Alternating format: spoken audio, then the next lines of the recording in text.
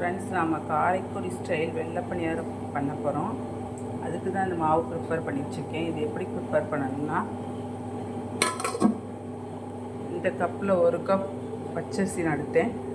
பச்சரிசி தலை தட்டி எடுக்கணும். தலை தட்டி எடுத்துகிட்டு அதுக்கு மேலே கோபுரம் சைஸில் உளுந்து வர மாதிரி வைக்கணும். அந்த அளவு தான் இதுக்குரிய அளவு. நம்ம எவ்வளோ டம்ளர் அரிசி வேணாலும் எடுத்துக்கலாம். அதே மாதிரி உளுந்தும் அதே மாதிரி அந்த தலை தட்டி கோபுரத்தில் வர மாதிரி எடுக்கணும். அரிசியை இந்த அரிசியை நாம் ஒரு 4 மணி நேரம் ஊற வச்சுட்டு நல்லா மையை அரைச்சி வச்சுக்கணும்.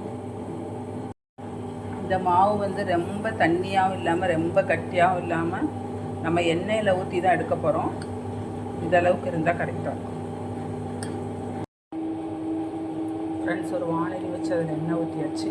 எண்ணெய் சூடாகட்டும். ஃப்ரெண்ட்ஸ், எண்ணெய் சூடாகிடுச்சு. இப்போ நம்ம பணியாரம் எப்படி ஊற்றலாம்னு பார்க்கலாம்.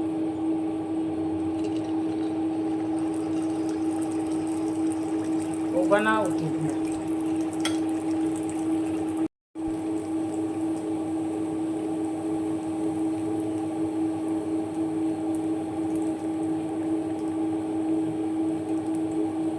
நல்லா பஸ்ஸு வந்துடுச்சு. இப்போ அடுத்த பக்கம் திருப்பி விடலாம்.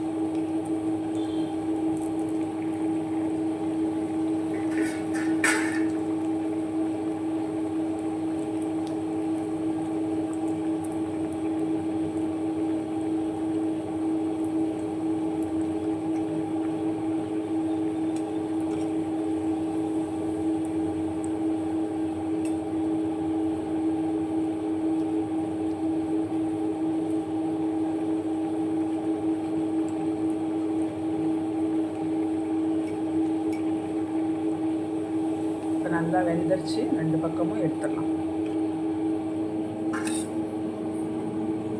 இப்போ இதே மாதிரி எல்லா மாவையும் ஊற்றி எடுத்துக்கலாம்.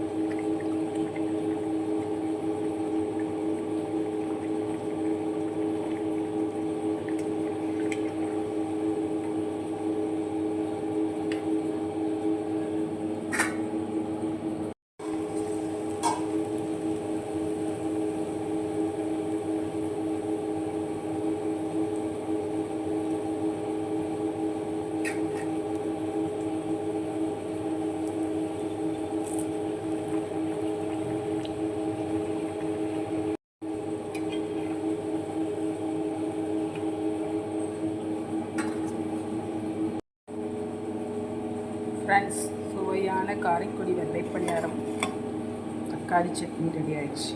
தேங்க்யூ.